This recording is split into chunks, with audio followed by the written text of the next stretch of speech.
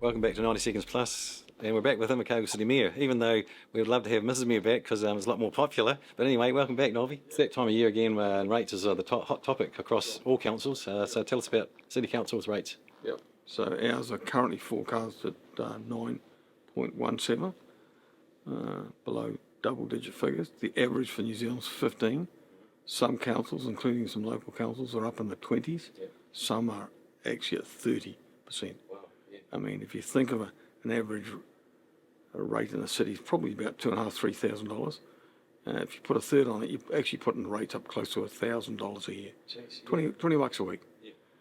Who on low income or who on national super can afford 20 bucks a week extra in rates?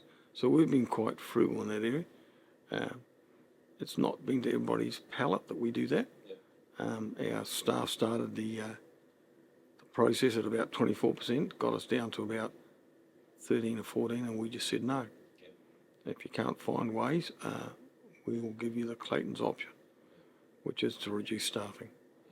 So at this stage, we're not targeting any staff at this stage or any staffing levels, but central government has, and that begs the question, why couldn't a council also drop off some of the staff? Now, sure, that means that you get less. So, you start to think creatively. Does a library need to be open 7 days a week? Does a swimming pool need to be open 7 days a week? And what hours are they open? So these are all tough issues, but you've got to live within your means. And when it's tough, we've got impacts from what we call the 3 I's: interest rates, inflation, and insurances have gone through the roof. That's true. And so, we're all struggling with that. So council's no different. So we need to find some creative ways to keep the lid on that rate that's going up.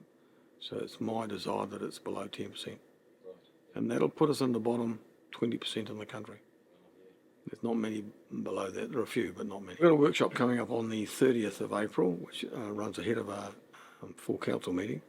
I'm not sure yet whether I'll have it open or not. I've got a track record of having meetings open, but I just think if you're looking at some really creative options, where it might impact on staffing, we need to do it behind closed doors till we can sort some stuff out.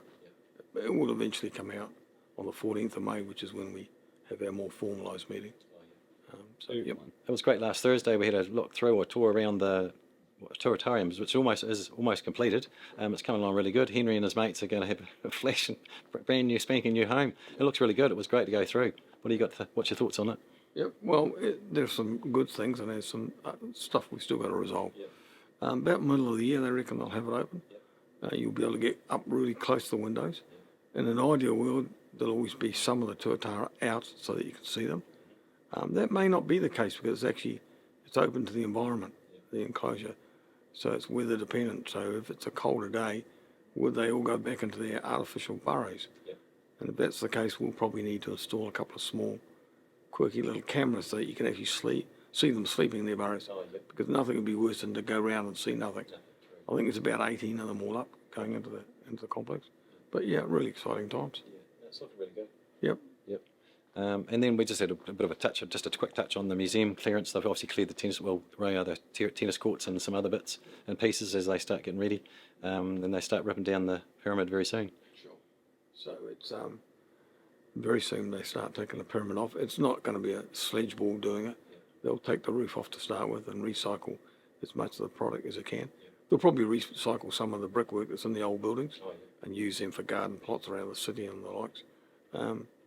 There's still a degree of unease with some people that we don't have art in the museum, but we made a decision a couple of years ago that we aren't going to do that.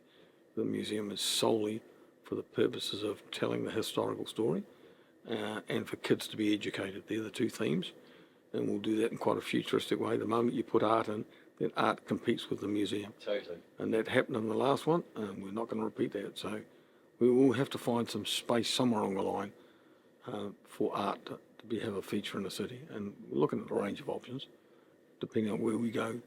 Accommodation-wise, we could have a new building that includes an art gallery as part of that building. We've got sites like the old bank building and stuff like that. So, but every time you talk to the art people, they've got a longer wish list of what they would like to have. So there's a limit to that.